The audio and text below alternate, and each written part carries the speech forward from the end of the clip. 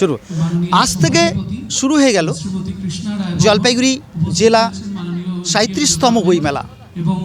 আজ উদ্বোধন হয়ে গেল আনুষ্ঠানিকভাবে বেলুন উড়িয়ে এবং ইলেকট্রনিক্স সুইচ টিপে।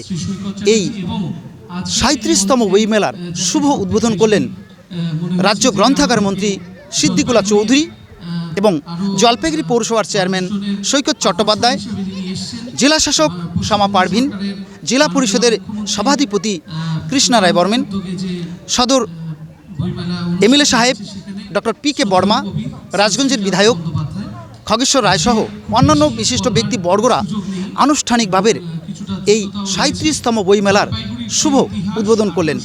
যদিও এই বইমেলা 7 দিনব্যাপী অনুষ্ঠিত হবে, তবে আজ প্রথম দিনে যথেষ্ট মেলাপ্রেমী মানুষদের সমাগম হয়েছে এবং রয়েছে দূর দূরান্ত থেকে, অর্থাৎ রাজ্যের বিভিন্ন প্রান্ত থেকে আগত বইয়ের প্রকাশনীরা তাদের বইয়ের স্টল দিয়েছেন। এই মেলা প্রাঙ্গণে রয়েছে বিভিন্ন ধরনের বই এবং আমরা এই মুহূর্তে জানতে পারলাম পরবর্তী দিনগুলোতে বিভিন্ন ধরনের সাংস্কৃতিক অনুষ্ঠানও অনুষ্ঠিত হবে এবং বিভিন্ন ধরনের অনুষ্ঠান কিন্তু অনুষ্ঠিত হবে এই বইমেলার মঞ্চ থেকে।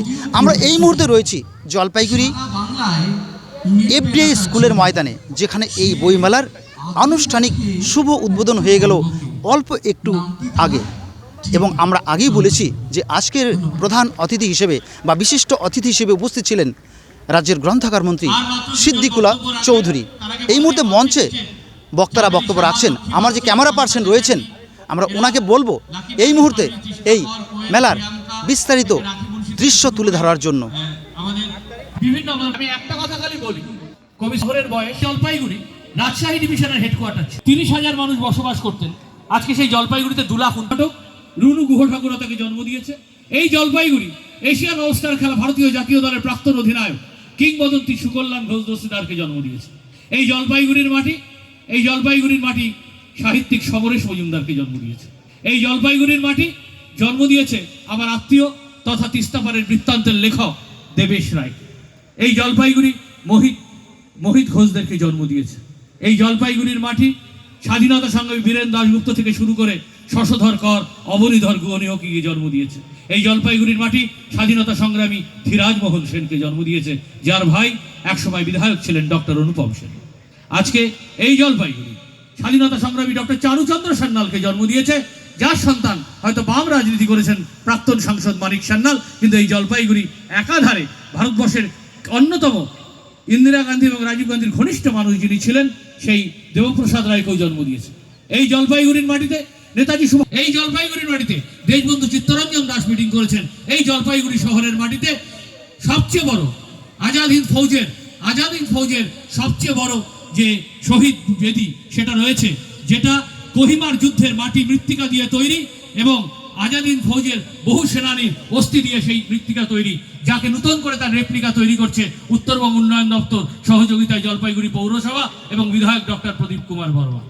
আমি আপনাদেরকে বেশি সময় নেব না, আমি বলি যিনি পৃথিবীকে এবং রাশিকে সারা পৃথিবী বরণ্য করেছেন, আমি সেই বন্দ্যোপাধ্যায়কে প্রণাম। এই মমতা বন্দ্যোপাধ্যায় যে থেকে দেখেই যেন বলতে ইচ্ছা করে এবং বলতে ইচ্ছা করে বাংলার মাটি সত্যি আমাদের দুর্জয় ঘাটি। তার কারণ মমতা বন্দ্যোপাধ্যায় মহিলাদের যে সম্মান দিয়েছেন, লক্ষ্মীর ভান্ডার থেকে কন্যাশ্রী, নারী সশক্তিকরণের যে কথা বলেছেন, মমতা বন্দ্যোপাধ্যায় সমাজের যে চিন্তন এবং মননের বিকাশ ঘটিয়েছেন এবং সেই মমতা বন্দ্যোপাধ্যায় যিনি শিল্প মেলা করেন, তিনি আজকে বই মেলায় জনাব সিদ্দিকুল্লাহ চৌধুরীকে উদ্বুদ্ধ করেন। তার কারণ আজকে বই হলো সমস্ত জটিলতা থেকে মুক্তির একমাত্র অবসান। বই হলো অস্থিরতা থেকে শান্তির পথ খোঁজার অবসান। বই হলো শিক্ষার আসল রাস্তা, যা দিয়ে আমি আইনজীবী, SCC অনলাইন পাই, AIR অনলাইন আছে, কিন্তু আমি সব বই রাখি। তার কারণ হার্ড কপি পড়ে যেটা মজা সেটা সফট কপিতে নেই। তাই আপনাকে আত্মস্থ করার যে ক্ষমতা বই দেবে। এবং জলপাইগুড়িতে গত বলেছেন 22,000-এর উপর বই বিক্রি হয়েছিল, আমি বলছি এবার তার থেকেও বেশি হবে, কারণ জলপাইগুড়ি শহর is a cultural town of the north Bengal. তাই জনাব সিদ্দিকুল্লাহ চৌধুরীর বক্তব্য রাখবার আগে আমি বক্তব্য রাখতে অনুরোধ করছি বিশিষ্ট কবি এবং আমাদের সকলের গর্ব, মানুষ হতেই মানুষ আসে, আসে বিশুদ্ধতায় ভিড় বাড়ায়, তুমিও মানুষ আমিও মানুষ, তফাৎ শুধু শির দ্বারায়। কবি শ্রীজাত।